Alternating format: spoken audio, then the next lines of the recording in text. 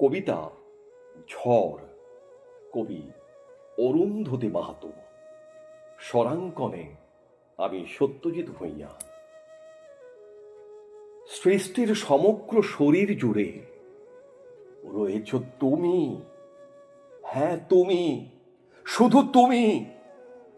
মননে চিন্তনে কেবলমাত্র তুমি, শুধু তুমি। গুরু গম্ভীর বজ্রধ্বনির মাঝে খুঁজে পাই তোমার কণ্ঠস্বর, যা দিয়েছেন স্বয়ং ঈশ্বর। বিদ্যুতের চমকের মাঝে দেখি তোমার অবয়ব, যেন চিরচেনা সেই হাসি, যাকে আমি ভীষণ ভালোবাসি। বৃষ্টি